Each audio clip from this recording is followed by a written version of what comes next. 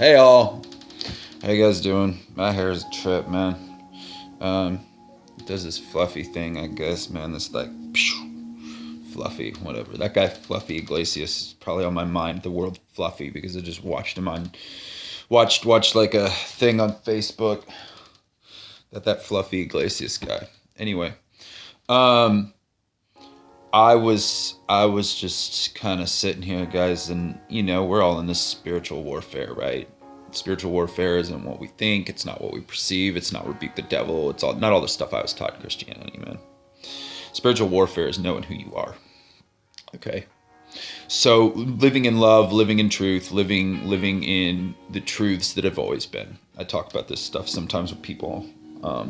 It just there's truths that don't change. That's what's amazing about this world. Even though it's totally screwed up and we got a Mandela affected madness and it's a mad world, and we've got all these memory collisions and quantum entanglements and string theory and gods and goddesses and paganism, goddesses and different paths and Satan and God and Jesus and all of it.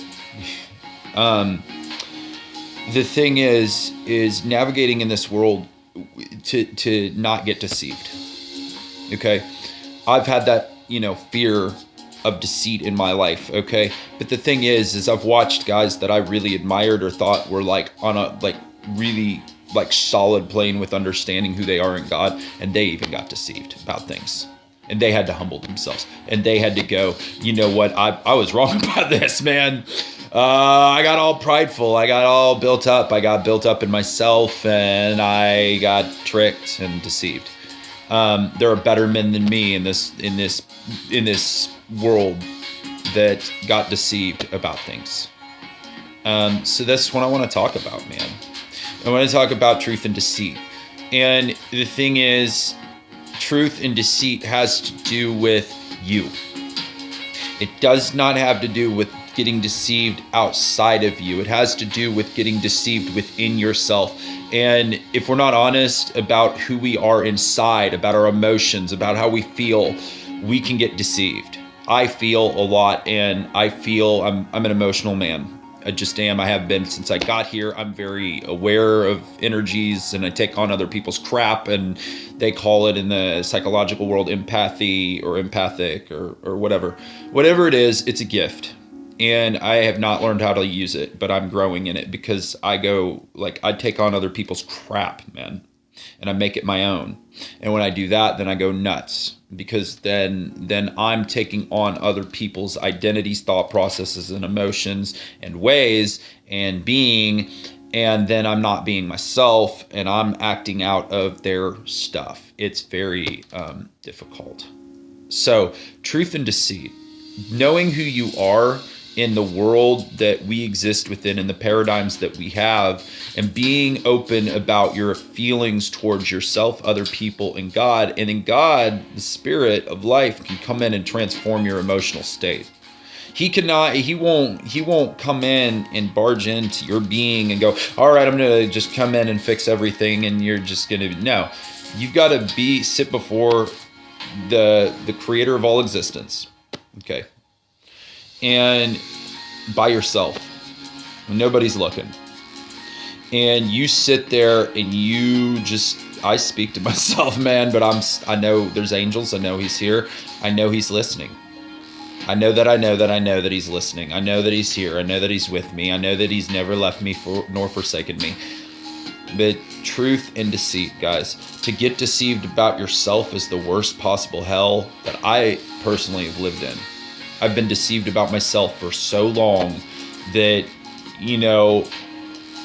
it makes it like it's its own personal hell, because you're fighting your own self. You're fighting your own feelings. You're fighting your own thought processes. You're fighting your own emotions. You're fighting with your own shadows. You're fighting and shadow boxing things in your consciousness. Are there spiritual beings? Are there other deceiving angels? Yes, there's angels of light. I've encountered those too, man. I'm not talking about but you let that into yourself. So that's actually within your universe. And the spirit has to speak into it and go into you and reveal it and go, hey, by the way, there's this angel of light thing that's got your consciousness. but that's within you. You let that in yourself. So in the midst of a world that's hard to navigate, and we're all looking for our north, we're looking for our compass, and I'm actually going to pick up a compass pretty soon, just because, man, I'd like to get out of the comfortable life. I'm going to do this second helpings thing, man. And it's to discipline myself because I like to cook, and I'm going to learn how to cook better. But the thing is this, like, so as I learn that, I also have in my heart to work really hard on the land and start to live off the land again. I as a kid, man, I was outdoors all the time. I liked the soft, like, bed, you know, coming home and having my video games and my, you know, my stuff.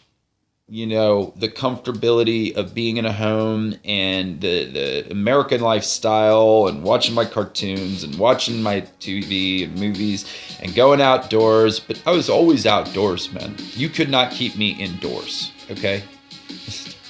So I always wanted to be outdoors, and I chopped wood as a kid, all that kind of stuff, you know? I liked working hard. So there's aspects of that recovering in my life to do that, man. But what I'm getting about, this is about truth and deceit, man. We live in a world with misinformation, disinformation, and I had a third one, but it still hasn't come to my mind. But misinformation and disinformation. Misinformation is misinforming, so it leads you into untruths. Disinformation is information that is completely deceitful, that claims to be true. So misinformation is taking something that has truth in it and then leading you on a rabbit trail into deceit through truth, through something that is true. That's misinformation. That's giving you a truth, wrapping it around, and then putting a bunch of lies around it. Disinformation is just straight up deceit that claims that it's real. So, you know, we live in that. We do. We get half-truths, and then people wrap it around in lies, but it doesn't make it the truth. It makes it that there is a truth within the lies. It makes it so that there is something that is true, but it is not the full truth. It is just half-truths. And half-truths built upon half-truths still make it deceit. So that doesn't mean that, you know, it's still deceit. So you can't cut it either. Deceit is deceit and truth is truth. It's you know, people go, well, that's just so black and white, man. Well, what else do you want it to be? Shit smells like shit. Whether it's, you know, out of my body or a dog's body or an elephant's butt, you know? It still smells like shit, guys. Like, how, I mean, you want me to put perfume on it and wrap it all up and make it smell good like the poopery thing? It's still shit. So, you know, and the thing about shit is, what's cool about it is you can use it for fertilizer. It stinks, but when you use that for fertilizer, and it's not bullshit, it's good shit, like smoking, right? Okay. You know what's funny is people were like this way back in the day, this movement called the Holy Token the Ghost. But look at that symbol. Hey, what's that? What's that? Oh, Token the Ghost. I wonder what that is, man. Are we smoking the 666? Oh. Anyway, guys. Side note, that was a movement I was a part of. Drunken Glory stuff. Anyway. The thing is I want to get back to track. Truth and lies, man. The thing is you can take your fertilizer and you can take your shit and you can use it, man, to fertilize. Okay? But the misinformation and the disinformation is deceit. So you've got to find in this world what is really true inside of here about who you are and the truths that have always been. For on a physical plane. For a physical plane, the truths that have always been. If I hit you, it's going to hurt you. Most of the time, unless you're like this master who doesn't feel pain because I saw these guys who get hit in the balls and they've learned how to, but for the most part, on most like common law understanding, if I hit you, I do harm to you. It's gonna hurt most of the time. If I hit you with my fist or I take a baseball bat to you, or I take a chain to you, or I stab you, there's doing harm to your body. That's truth, man. Another truth that I have discovered that is true. The Spirit of Christ is the Spirit of life. That's it. Christ consciousness is the Spirit of life's consciousness. That's a spiritual truth or metaphysical truth. Christ consciousness, or the Spirit of Christ, is life consciousness, being conscious of life. That is what Yeshua did.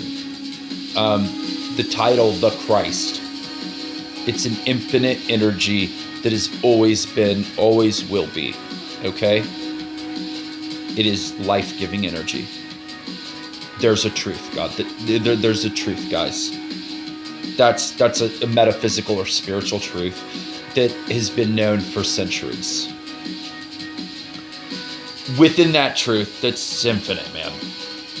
The understanding is infinite. So you have to get your understanding grounded in truth on earth.